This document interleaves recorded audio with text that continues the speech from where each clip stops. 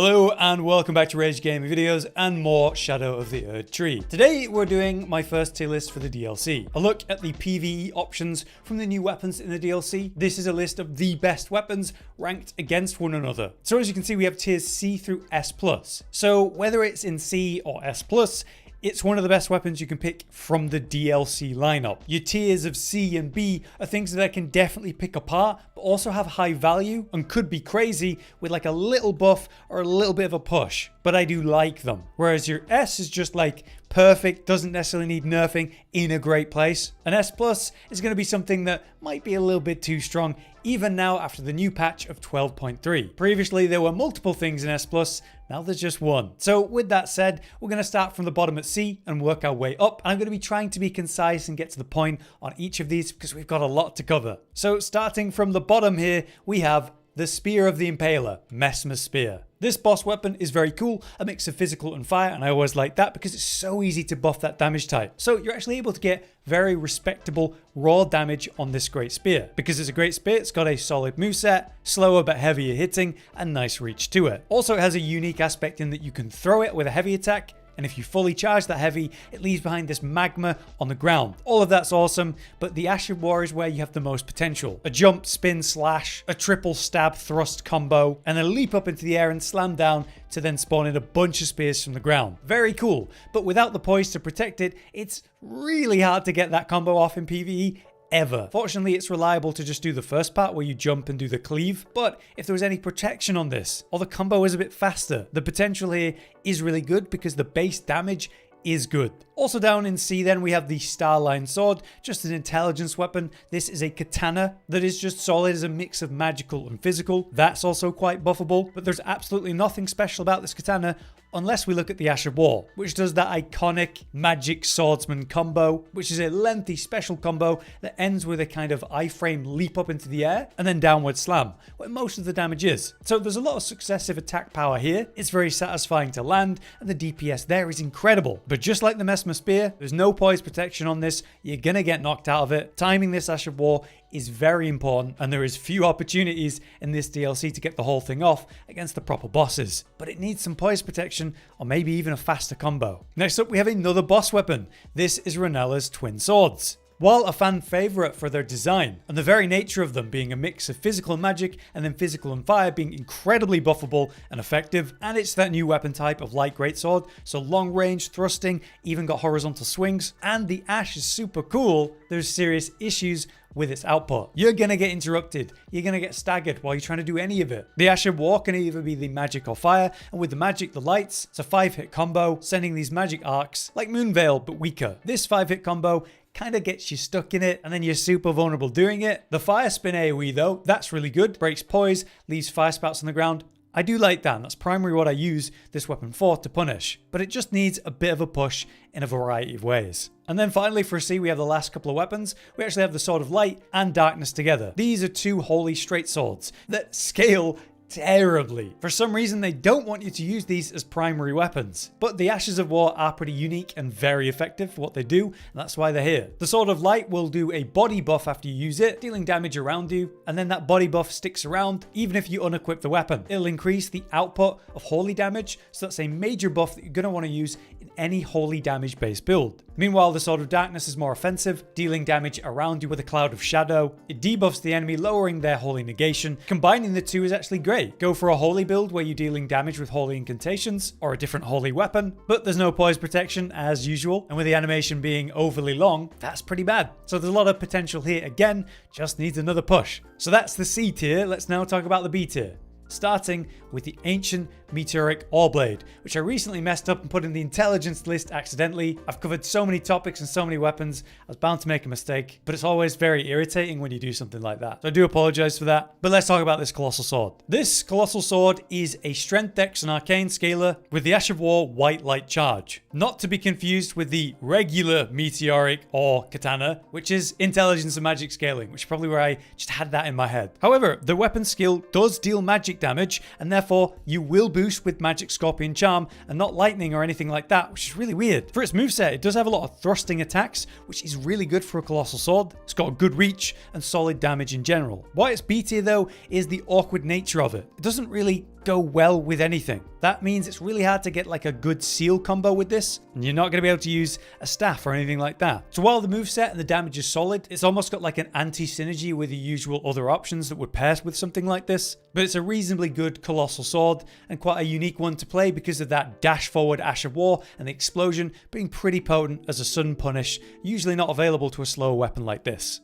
Next, let's be quick about this one, the Poison Hand. This is basically just something you have in your offhand, and it gives you extra AR when poison is triggered in the area. Much like other builds relying on poison, triggering poison and getting a bunch of buffs from that, like talismans, poison builds are going to work in the Poison Hand just to get it as an extra bonus. You could use it directly and use its Ash of War to apply deadly poison effectively, and then swap off to your main weapon once the poison has actually procced. Since it's not incredible as a weapon itself, we have it down in B tier. Down here we also have the Black Steel Twinblade, which is probably the best Twinblade of the DLC and one of the better Twinblade options out there. It comes with a unique passive where if you wholly imbue it on top of the base holy, you can get a lot more value out of it. But we found because you can Blood Flame Blade buff this one, the DPS potential there is just better. So you end up not going into the holy nature. Still, the output is good, but it's a kind of standard Twinblade setup. There are a few lesser used Ashes of War you can pop onto this to do well, but nothing about it is busted or super stand out from what we've tried. But it is nice to have a new, pretty damn decent Twinblade option. Also down in B tier then we have Rakshasa's Great Katana. Really like the Great Katana moveset, good damage and range. However, it's not really special in any way outside of its Ash of War, Weed Cutter, which allows you to kind of infinitely swing horizontal. You do a combo of 2 strikes and then press it again to do it again. You run out of stamina well before you run out of FP because it's pretty cheap on that, but it's basically a brain off, hope for the best spam. If you got enough poise to tank through, you should be able to do good work with it. The DPS potential is high, but in this DLC, you're going to get hit and probably knocked out of it eventually, so it's quite a risky one. I like this one as the kind of new Bloodhound's Fang, but because it leaves you exposed in it, you're going to have to trade to make this work, and that is a very risky thing to do. And finally, for the B tier, we have the Black Steel Great Hammer. Just like the Black Steel Twinblade, this comes with the same unique passive. If you wholly imbue it further than its base wholly imbuement, you actually get a lot of value out of that. And here, it's actually worth doing. It has a second unique effect though. When you successfully guard counter, you get an extra hit. It spreads this holy aura on the ground, and then it bursts out, adding a few hundred damage to each guard counter you do. Because they really want you to do deflection using the new deflecting crystal tier, this is one of the best weapons you can consider for that playstyle. And it's honestly very good. You could use it as a 2-hand weapon to maximize damage, or you could pair it with a shield, no problem. It's also got good stagger potential, but a very boring hammer moveset as you'd expect. There's nothing nuts about this, but it's also very stable, reliable, fun, and this guard counter playstyle that's enhanced or, pushed towards by it, I just really like. So I'm happy to have it in B tier. But now we move up to the A tier, so let's get through it. That's where most of our weapons are. Starting with a Sword of Night, Katana. It is just a normal katana, right? Until you start using the heavy combo. And suddenly, it's the Serpent Blade Katana. Really cool moveset when you do this double swipe with the heavies, which was sad with the Serpent Blade because it's so underused and yet so cool. As a semi-corporeal weapon, you can't really guard against it properly. And the idea with this is successive hits. You can do 4 hits very quickly with a double heavy combo with this. But obviously, most of the relevance comes from the Ash of War. You tap it and get a fast triple hit, or you charge it for a much harder hitting triple hit. The problem with this, as many weapons, no poise protection. So it holds it back from being brain off spammable and really reaching the true DPS potential of it. However, the output's very solid and respectable, and with some proper timing using the lunge forward to punish those openings, you can do the full charged combo, maybe follow it with a heavy or a light tap, and get off quite a few hits that deal good damage very effectively. And I like it as a high A. But here's a weird one for you in A tier. This is Ansbach Longbow, which is currently bugged. You could even argue for this being S tier just for its damage potential, but for good reason, let's explain why not. A longbow that scales poorly though, D for strength and dex being the better stat. The Ash of War though is why it's here, and that's bugged. It fires a row of arrows, dealing 8 hits in one use if you would land all of them against a target large enough. What's happening is when you use the fan shot and then land one of the 8 arrows, it decides you hit all 8 for some reason. So the raw damage of that means even if you mess up the aim or the timing or whatever, as long as you hit just one of the shots, you're dealing silly damage, comparable or better than great bows. And it's lighter and faster and easier to use than a great bow. So that's where it's pretty relevant. But then if you add status, yeah, You can generate so much bleed buildup or whatever, landing 8 hits with bleed arrows over and over. You can proc those bleeds consistently. As you can see, the damage is really good. This is probably the strongest bow or range setup you could think of while this bug is in effect. But the problem is, it's so expensive on the arrows you're using. In just one boss fight, you'll use most of 100 if you've got that equipped. And when you're firing this many, even after a couple fights, you'll have used up your entire store of them. We can't deny the output and unique playstyle behind this, and it's shocked us that it dodged the patch, but it is limited by just how many arrows of real value you can actually use.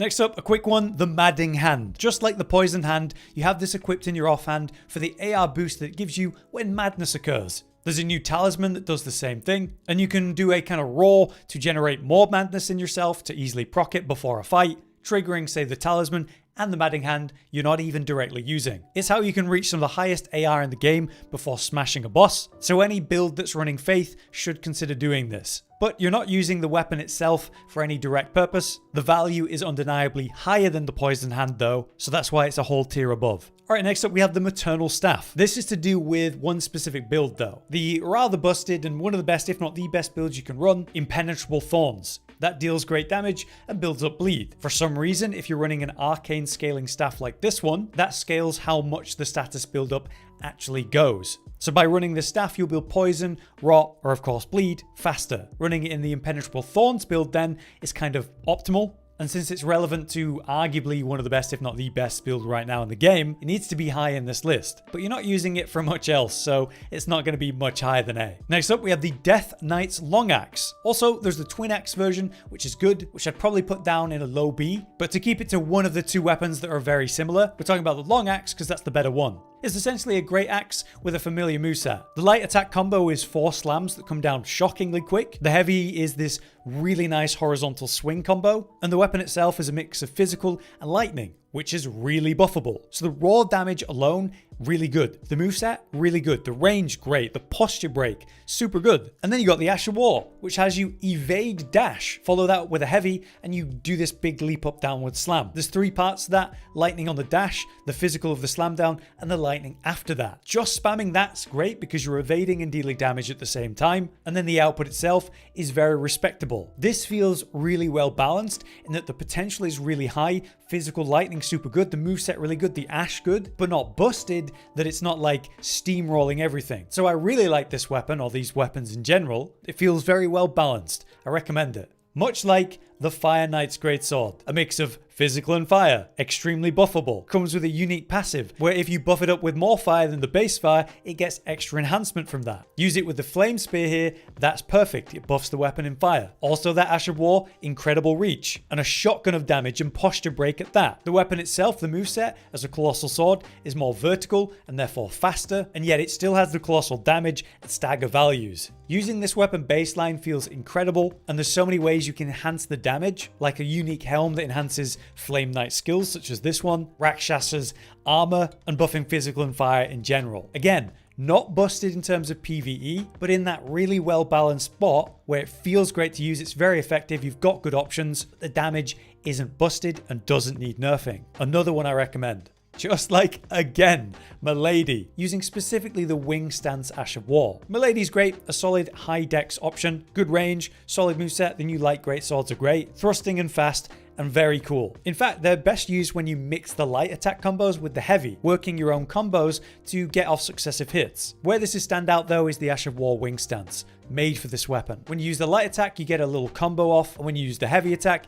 you do a leap thrust. The heavy attack one is where this is so good because it's great for a gap closer, evade, and punishing short windows of opportunity. You can actually combo this though. If you do the light attack combo and then spam the heavy attack while holding the Ash of War keybind, you combo them into each other really well, successive hits, and posture break are inbound. So it's a very simple and effective weapon, just like the last two, and really well balanced because of it. Lastly, for A tier though, we have the Messmer Soldier Spear, which is considered one of the best great spears in the game at this point. There's nothing like flashy or crazy about this, it's just statistically one of the best, if not the best. It's a great spear, so you got great range and good stagger potential, piercing damage obviously, and you can actually apply an Ash of War to it, which means you can change the affinity and scale it better to result in higher AR than other great options like say the Lance. Its heavy attack is very effective though for punishing those windows. You charge up the heavy and then you get this double poke leading into a slam poke as the follow-up. Something about that is really effective, the damage and the stagger value potential. And then with something as simple as this,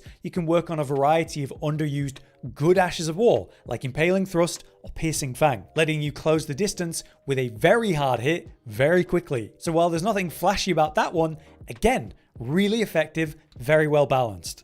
Alright, we're getting towards the end here, last few weapons, time for the S tier picks, starting with the Claws of Night. Semi-corporeal, so you can't really block it. Claws are able to attack super quick the light combo, and then there's bleed build up as well. With just spamming that, I'm able to get 20 to 30k damage with successive hits and bleed. That alone makes this weapon really good. And while its unique heavy combo allows you to throw them, it's not very effective or damaging, but the Ash of War is kind of a shotgun blast of those thrown weapons, suddenly way better. You can safely punish with loads of claw throws in just one press, and you can combo into a follow-up really quickly. This allows you to safely poke the enemy and build up really fast bleed while you do that. But because it's more of a shotgun blast, the closer you are to the target, the more are going to hit, so more successive hits, more bleed build up, more damage. There are many opportunities in a boss fight for you to throw out 1 or 2 or even 3 of these back to back, skyrocketing the damage, outside of the incredibly potent light attack combo. So it's one of the best weapons in the DLC, no doubt.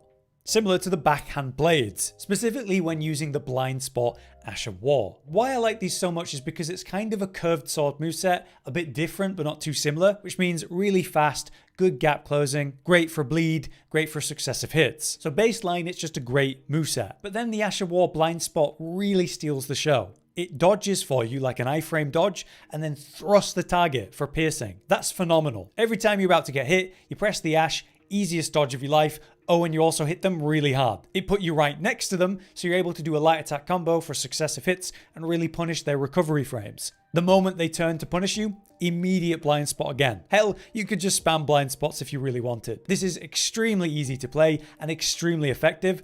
I love it. Much like I like the Falx, but that's a bit harder to play. These are a pair of curved swords that you get, but there's only one of them, so it's only 4-way. It's crazy. In power stance though, curved sword moveset. Running attacks, standing light combo, the jump attacks. But regular curved swords are better because you can put Bloodflame Blade on them and get more bleed buildup. Why this stands out and challenges those is the Ash of War, which has you dash forward with both of the blades and do this nice big hit. Follow that with a heavy attack, and then the character proceeds to do this long successive hit combo. Ridiculously quick for building successive hits and bleed buildup and a lot of burst. Get 2 of those off in a row and anything you're attacking is going to just get reamed. It is awesome, but harder to pull off than say your backhand blades because you're stuck in this animation and it's risky. There definitely are opportunities to do that though, and every time you're given them, absolutely want to make use of this incredible Ash. Okay, lastly for S tier, we have Dueling Shield, although what I really mean is Thrusting Shields, the 2 options. Both are great. What's happening here? You're holding block and then you're attacking at the same time. Like holding a shield and like a rapier, you can kind of poke from behind the shield. You take a bit of chip damage, but then you mitigate most of it for every attack the boss does. Meanwhile, you're poking it and poking it and poking it. This was absolutely busted and one of the best things in the game because it costs basically no stamina to do this. You could do it infinitely. In the 12.3 patch, they nerfed that. So now you have to think about the stamina a little bit, but it's still ridiculous as you can see. All you're doing is blocking and then light attacking. The moment you need stamina back, you back up, drop the shield for a second, and then get back to it. Maybe the chip damage means you need to heal every now and then, but it's nothing compared to being hit even once in the fight. It's hard to recommend anything more than that if you want an easier time beating these difficult bosses. So even now, it's still S tier. Probably at the bottom though. And lastly, we have S+. The one weapon that remains there, the Bloodfiends Arm. Despite the nerf to this weapon in particular, the arcane scaling for the status and the lesser status build-up in general, the difference is something like you went from 320 to 280. It's not a big difference. Probably more relevant in PvP where you're not going to get instant bleeds anymore, but this is still ridiculous. I mean, look at it. All the other things we've seen, great reasoning and great use. Meanwhile, all I'm doing here is buffing the weapon with Royal Knight's Resolve and then doing a charged heavy. And it is 3-shotting bosses. You're breaking their posture and going for the stagger punish super quick. I'm not doing anything special. I'm just holding heavy attack. And there's plenty of windows of opportunity to do that, even in smaller recovery frames, even if I want to trade to do it. It's honestly busted. To me, it's still the best weapon in the DLC and competitive with the best weapons in the whole game. Nothing about that has really changed. But there you have it. That is my tier list for the best weapons in the DLC and how I compare them to one another. If anything's here, I think it's good, but I hope my reasoning for each helps you understand where I'm at with them. Hopefully soon enough, we see a rebalance patch where we see some of the things we talked about, like poise issues and overly long combos, that be addressed. And maybe we'll see another bloodfiends arm nerf at some point. If you've enjoyed this video though, please do drop a like. We put a lot of effort into it. But until next time, I've been Hollow, you've been you. Thank you for watching.